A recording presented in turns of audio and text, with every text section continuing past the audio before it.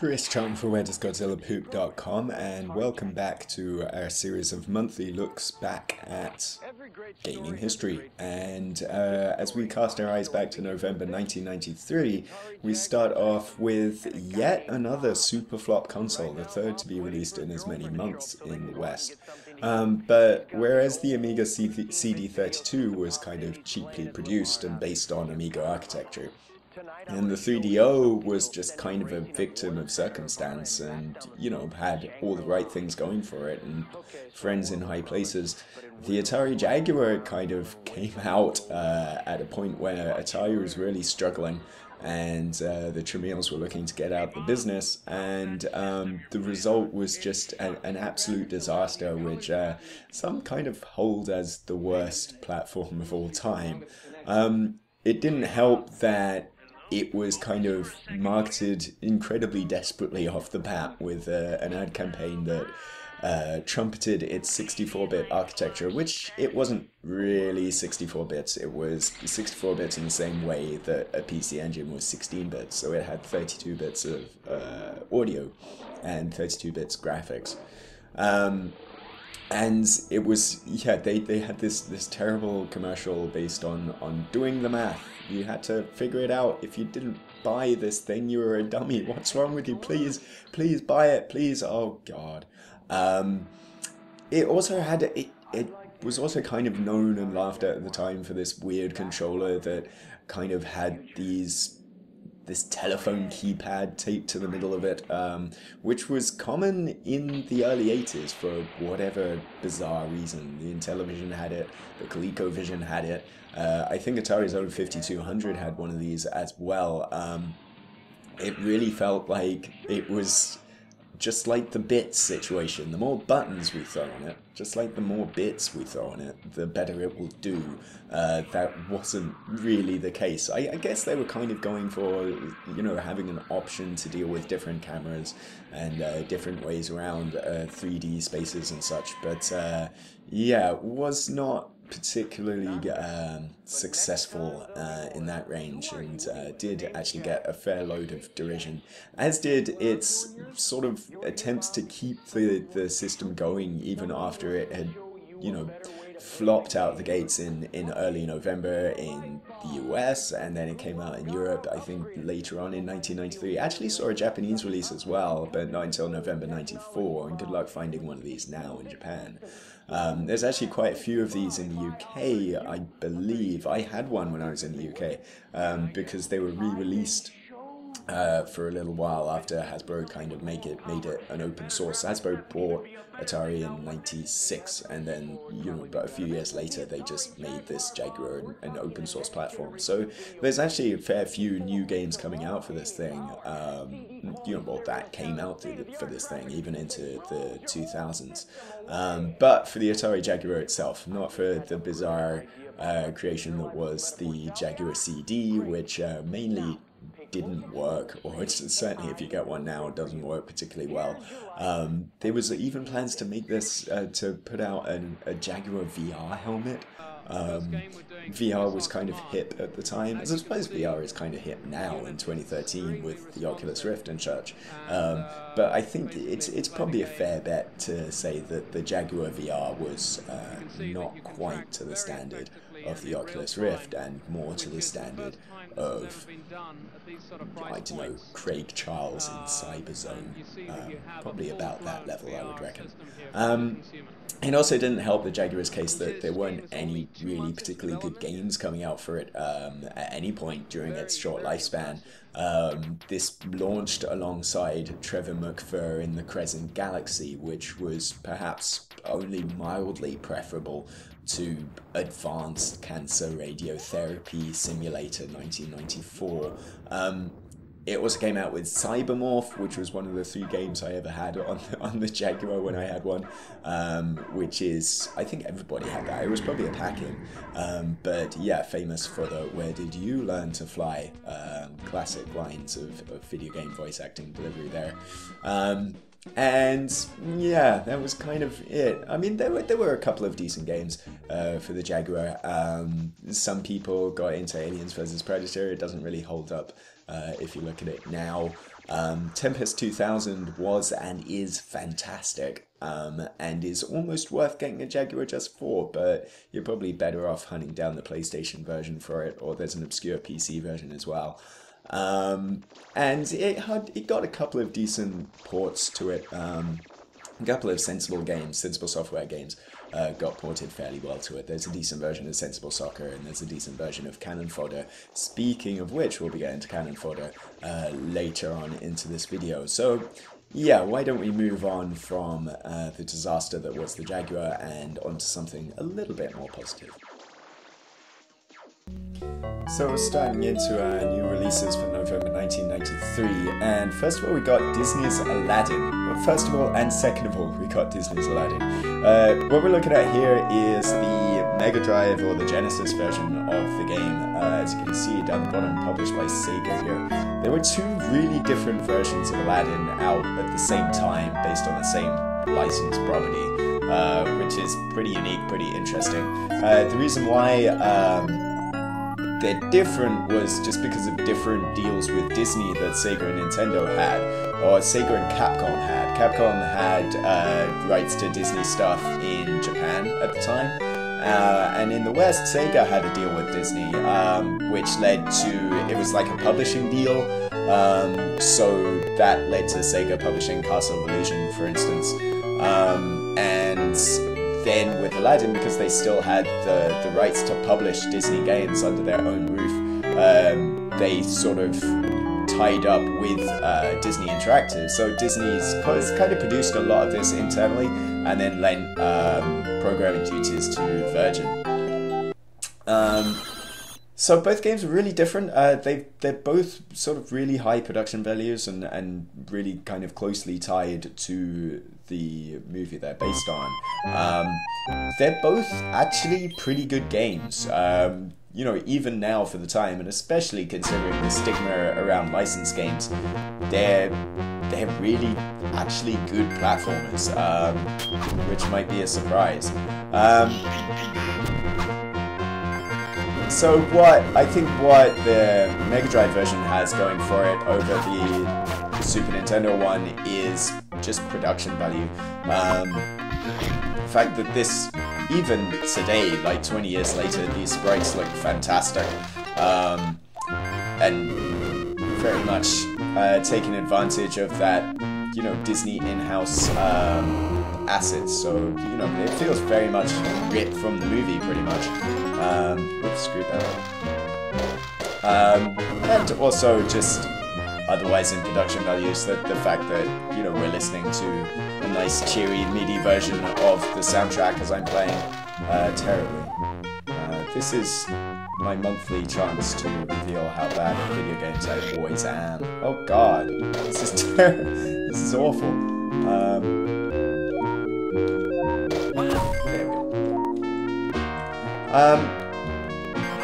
And in terms of feel, obviously because they're both kind of following the movie fairly close, the locales as well are fairly close, and what you're doing is fairly similar, just different in feel. So as we're seeing, what stands out about the Virgin Aladdin here is that Aladdin has a sword, which he doesn't have in Capcom's version of the game. So I've got a few more options to attack. I can throw apples at people, as well as jump on them, as well as use my sword. Which I guess is kind of tying into the slightly more, I don't know, violent approach to things that Sega had, as opposed to Nintendo, who are desperately trying to be family friendly and cut off any kind of, I don't know, violent action as they can. Because jumping on people's heads and breaking their necks is not a problem, but stabbing them with swords is. Whoops, there's another precise jump that I'm screwing up here.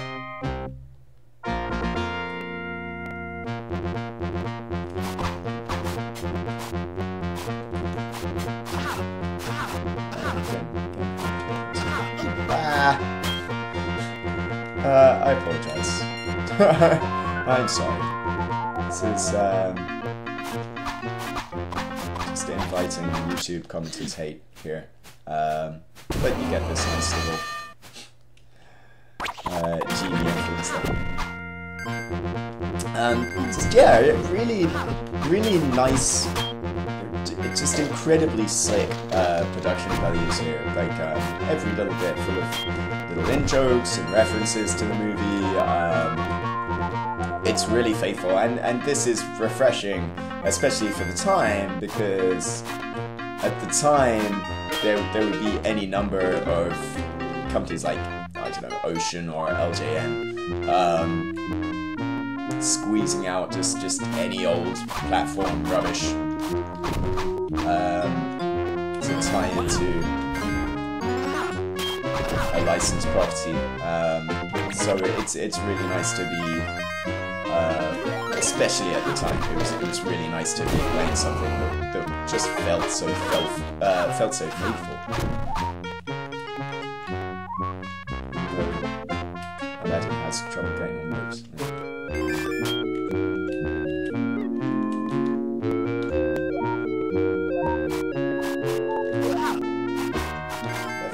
Oh no!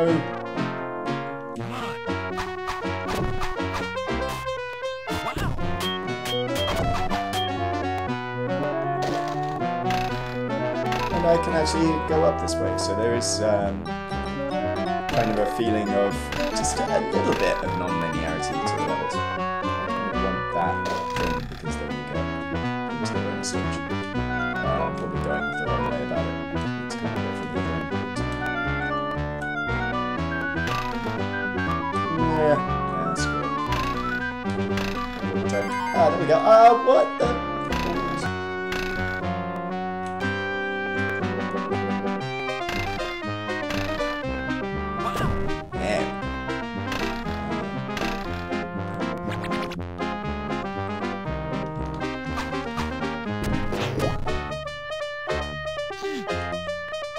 I think this is the third month that we've been doing this feature on Word as well. We always do this monthly write-up, you know, as a written feature. What? On justgotsellerfood.com, talking about what happened in video games 1, 2, and 3 decades ago. But in the 3 months that we've been doing this as a video thing, I don't think I've gotten off the first stage in a game before, but I did it here. Hooray!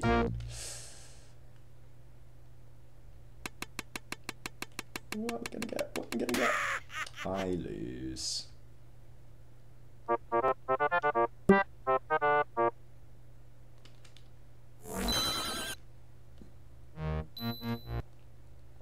So you get, you know, if you find that little Abu icon that I found earlier on, you get to be in a little...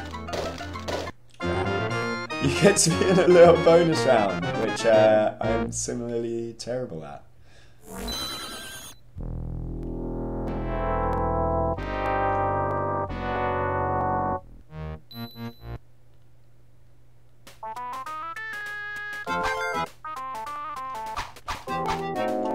Yeah, there's that little thing.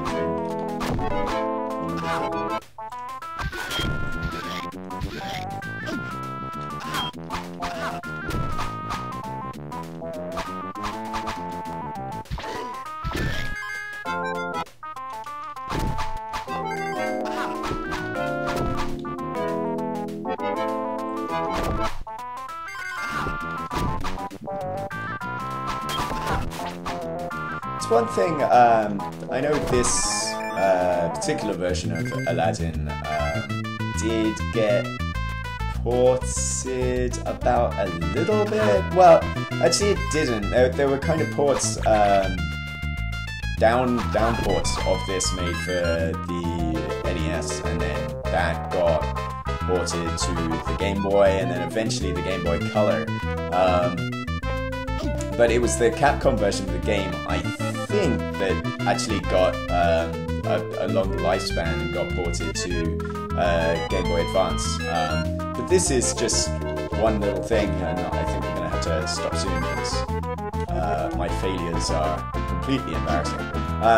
But this is one thing that would look really, really nice nice sort of HD-fied. Like all of these sprites and animation are already so good. There's a decent base to work with. It would be nice if this got the really pretty DuckTales treatment, visually, if not gameplay-wise. But yeah, why don't we move on from Virgin Aladdin and onto Capcom Aladdin.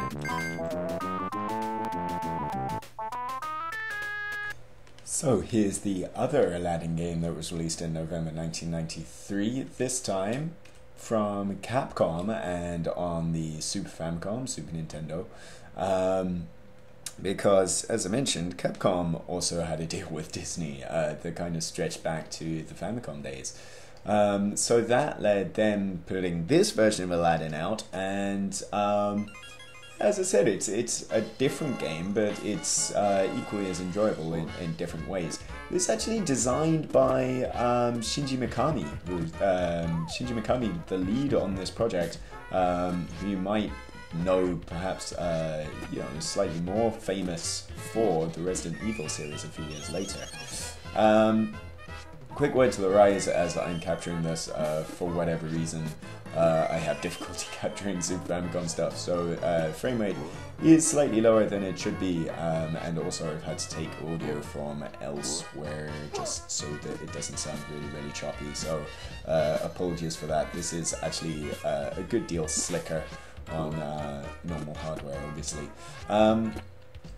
So yeah, this time, rather than the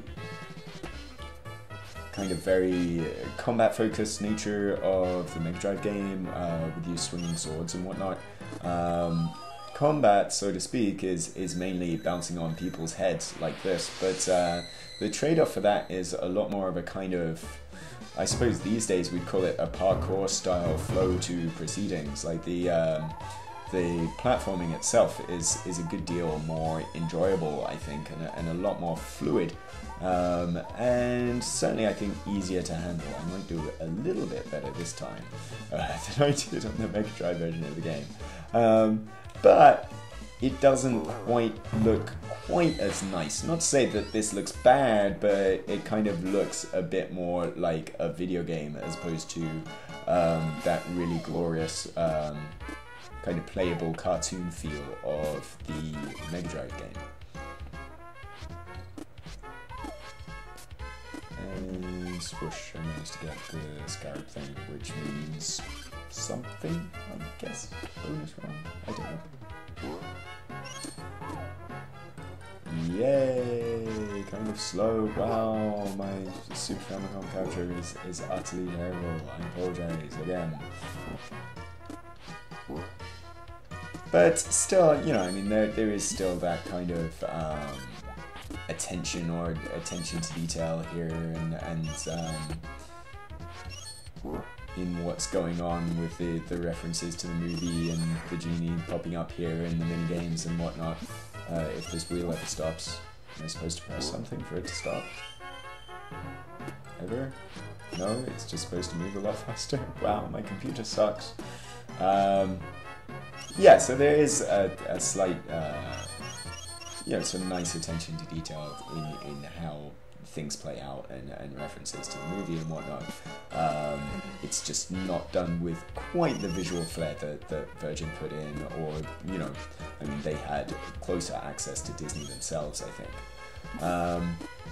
But yeah, as a platformer, this is a good deal more, well, yeah, it's still a good deal of fun, and I would actually say possibly slightly more fun than the Disney game. I think it was a cause of much debate at the time, like which version was better, and it was interesting for the sort of format fanboys of the era to kind of have two games that weren't, well, that weren't like they are these days, where, you know, now there's an issue of, well, Call of Duty Ghosts is in 1080p on a PS4 and only 720p on a Xbox One, shocker, you know, and that's the point of contention here. Whereas this was a case in '93 of two completely different games. with very different feels, but both of them very, very, very good, and really well handled, and with a lot of love and attention paid to them. I'm gonna slightly give the Capcom version a slight edge, just because it I think just in general it feels just a pinch better, and it certainly feels a lot more fluid, which this video does not really do justice to. So yeah, I'm gonna leave. I'm gonna give Capcom the slight edge over Virgin. But speaking of Virgin Interactive, they were publishing the best game of November 1993, and that's the game we're going to cover next in some fairly large detail.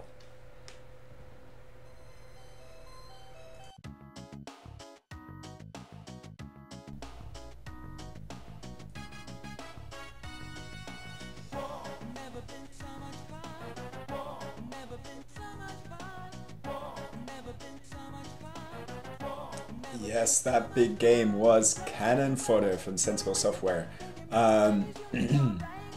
Kind of hit on the Amiga in November of 1993, but was kind of afflicted by some last-minute production problems, mainly centered around partly this song that you're hearing right now, and "War Has Never Been So Much Fun" strapline, but also the image of the poppy you saw at the start of the video there, and the "not endorsed by the Royal British Legion" line. Initially, the poppy wasn't that detailed. Well, I mean, it was detailed, but it wasn't that realistic poppy. It was going to be a remembrance poppy of the kind that you buy pins for around Remembrance Day, November the 11th, if you're in the UK. And what happened was that puppy was also going to be the cover image on the box, as well as the cover image for Amiga Power that month, which was actually releasing on Remembrance Day with a Cannon Fodder review. And the Daily Star got wind of that, as did the Royal British Legion. There was a tabloid bluster over this terrible video game glorifying war, which wasn't the case at all. And they had to, at the last minute, replace that Remembrance poppy with the, more realistic poppy that you see now.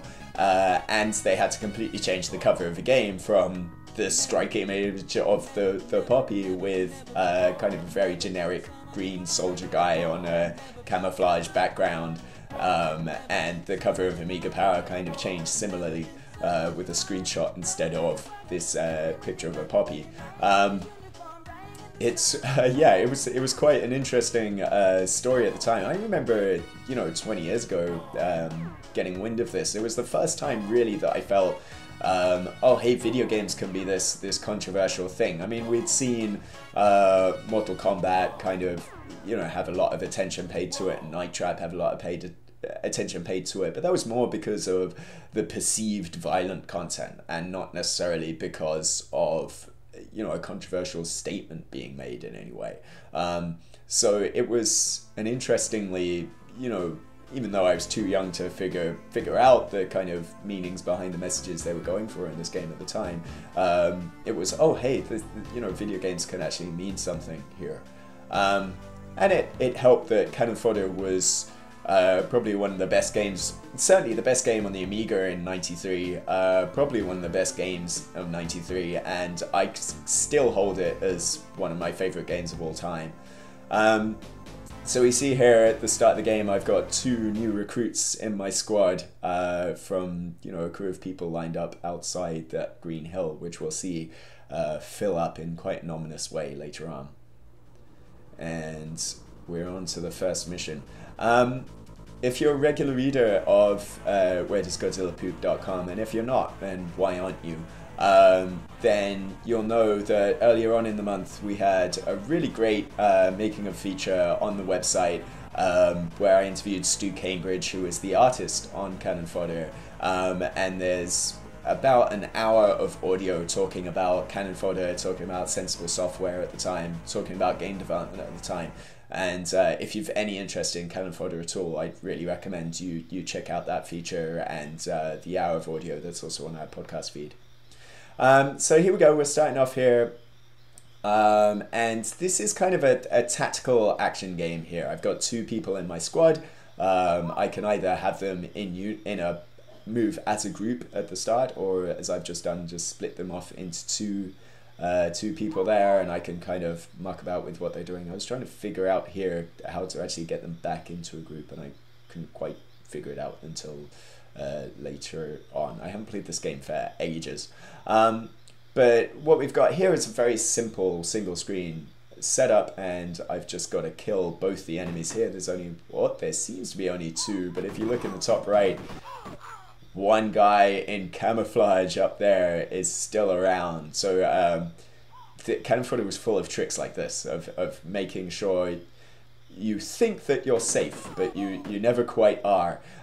Because in Cannon Fodder, 1 bullet means death, and you're never more than half a second away, or 1 poor kind of misjudged move away from getting killed. But I got both of my guys through here safe and sound, and I love that. I love the contrast of that like jaunty music as you finish your mission to this kind of very solemn Heroes in Victory thing as each guy gets promoted. Each of you guys has a name, which kind of enhances your kind of, I don't know, your emotional attachment to these people. But also at the end of each mission, they get promoted, and that influences their stats. So you want to keep people around for as long as possible, even though there's no kind of very strict, leveling up system explicitly told to you. Their aim gets better, their range gets better, they're able to throw grenades a little bit more. So you can see at the top the home and away scoreboards there. I've killed 3 of their guys, they haven't killed any of mine. That's a persistent thing all the way through the levels, which I find is just this really darkly comic touch of reducing this great and terrible war down to a football scoreline. And even simply just little things like making each of these missions, giving them each a punny title like Bridge Over the River Pie. There's lots of references to war movies here and whatnot. So here I'm moving on, killing all the enemy again. I've got 1 extra guy in my platoon, so I have 3 soldiers this time. And really the one thing that strikes me about the game is how good it is even today at very sort of subtly tutorializing you without holding your hand. So it's like, okay, in that first thing, it's just a single screen, kill all the enemies thing, and now we're moving about more. And then after that, it'll be, well, you have to destroy buildings. After that, well, we're giving you explosives. Here you're going to have to split up your squad. It's very good at layering mechanics on top of one another. And it is a really mechanically deep game. For an action game, for a shooter, it's very, very deep. And for a strategy game, it's really, really accessible. This is one game that, it started a franchise that didn't really go very far. There was a sequel kind of rushed out the following year that took a very, very different direction. It was exactly the same engine, but it kind of went into kind of campy sci-fi stuff. There was a time travel storyline, as you may or may not believe. And then, we didn't hear about Cannon Fodder for ages. After Sensible Software died, Codemasters bought a lot of the rights to those games. There was going to be a Cannon Fodder 3 on PS2. There was going to be a Cannon Fodder 3 on PSP. Both with John Hare, who was the original designer, director, attached. And then neither of those happened, and what actually happened in the end was Cannon Fodder Line got licensed out to this Russian developer, and they made a pretty terrible Cannon Fodder 3 last year on PC that kind of went nowhere. And that's a really great shame, because I mean, you look at something like this, and today this would handle so well on an iPad. It would be so good to, rather than click, just touch where you want guys to go and kind of pinch and swipe to get guys into individual teams or whatnot. There is a decent pair of Cannon Fodder light games called Tiny Troopers on iOS, which kind of take a lot of cues from Cannon Fodder, but it's not quite the same. And it's a real shame that Cannon Fodder never really had the attention that it deserved. It was kind of well received in the UK and Europe, as all Sensible Software games were. It got ported to a fair few consoles. But certainly in America, a lot of Sensible Software games kind of have this very, very European feel, and they never really made it to the States, which kind of means they never quite, even though there's a huge fan base for these things, they never quite got the massive fan base they deserved in order to get Cannon Fodder remembered. Here's another kind of very almost darkly humorous touch. Like, you have these cute tiny little soldiers that are only a few pixels high, but they convey such character, and when you see one, you know, kind of coughing up a lung and basically dead, it's kind of heart-rendering. You have to put this guy out of his misery. So moving through here, there's a lot of kind of, it's introducing some of the tactics and movement of the terrain here. If I go in, I can swim, I can move across the water here, but I'm pretty much defenseless as I do so, and I'm moving really, really slowly. So it's better to pick these guys off as they head to you. And wow, look at that guy floating face down in the water, an old comrade of yours. It's really quite striking, quite sinister, quite grim, and it's that kind of grimness paired with simple graphics that reminds me a lot of Hotline Miami. And if you played Hotline Miami recently, you know, that kind of had a similar feel as well to how you play it, where a lot of Cannon Fodder, sometimes you'll see action start off immediately in Hotline Miami as you do in Cannon Fodder, but it's more kind of looking at what you've got next. You have a very wide view, you can see what's going on up the road, and kind of going, okay, I'm going to go here, I'm going to go here, I'm going to split my guys into two, and then I'm going to hit here and here and here, and then go and do it. And that feels really similar to Hotline Miami for me. So I'm moving through here, and my mission at this point, it's introducing the idea of buildings. You know, it's got, as I said, it's laying these mechanics on top. The buildings, like the hut I'm approaching at the corner of this level, will constantly spawn new enemies until I destroy it. So it's kind of teaching you that mechanic.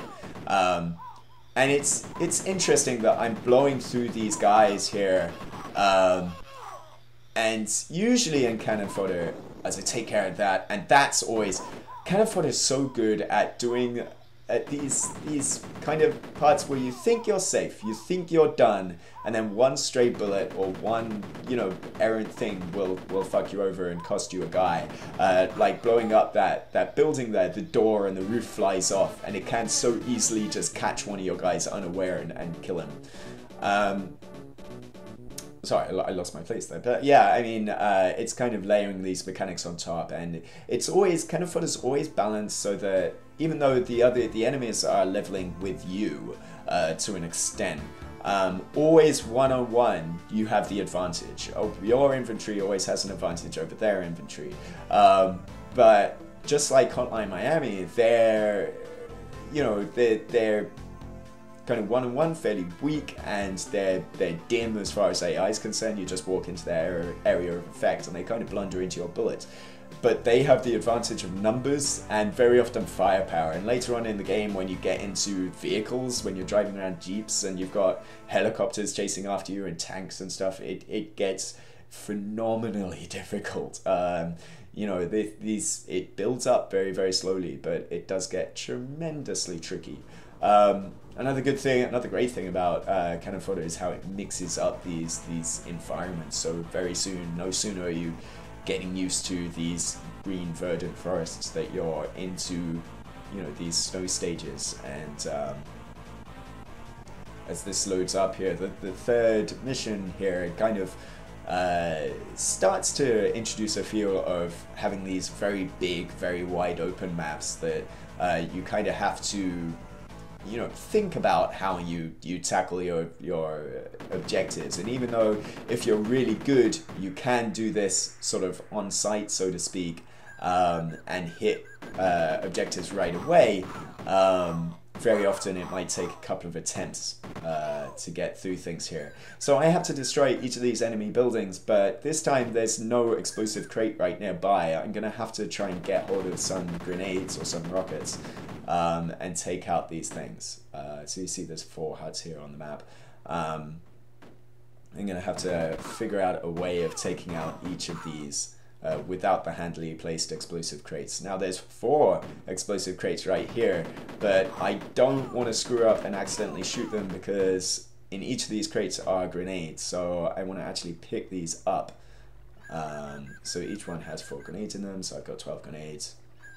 And I can paste these up, and I'm not going to waste one here. I'm going to, there we go, take care of that. Okay, so now I've got all my explosives, but I don't want to use all my guys. I don't want to send all my guys in, so I'm going to split my dudes into 2. There's some way of, I think if you click and hold the cursor buttons, I can't, oh, whoops, just lost a couple of grenades there. There is a way of splitting up your inventory there, so you don't have them all going to one team, but I can't remember how. This is the thing of living in the post-manual age. You need to look this stuff up online. Yeah, so basically this level introducing the grenades, whereas usually it's left mouse button to move, right mouse button to shoot. If you hit both mouse buttons, you're able to throw out a grenade. And you saw it, you might have just seen over to the right, or you can hear it. While I sent these 2 guys out, the AI on your other 2 is pretty good, so they'll look after themselves basically to an extent while you're sending your other 2 out there, but they are still vulnerable. So I'm going to send these 2 back and hopefully join up as a group. And yeah, that's right. So as long as you walk in together, you can reform your group here. Sometimes the pathfinding's a little bit shaky. But yeah, as I said, each of these guys has such character, and again, I really recommend you take a look at our Art of Cannon Fodder feature, which is really revealing about how Stu Cambridge kind of imbued character into these guys. And I just lost a dude. The thing is, here again, just one momentary slip can screw you over, and on the ice patch, one of my dudes slipped. He slipped into the path of a bullet, and now I've lost one of my guys, and that was Jules as well, so he was there from the beginning and already promoted sort of corporal status. So that's a really, really heavy loss, and kind of a schoolboy error to me. I think sometimes the best bet in a way is to send your privates in to take care of everything, and then just keep your well-protected guys, your well-leveled guys in to mop up, because everybody gets promoted regardless. It's not based on how many kills they get, it's based on how many missions they survive. And later on in the game, you really, really, really can use these high-level guys to your advantage. It really, really pays to protect them.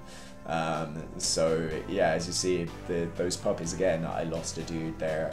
And it really hits you, it affects you in a weird way, this tiny little character, but because he has a name, and because of just the art design and everything great about this, the fact that as these new recruits are lining up, I've lost, there's a little solemn gravestone there. It's so affecting.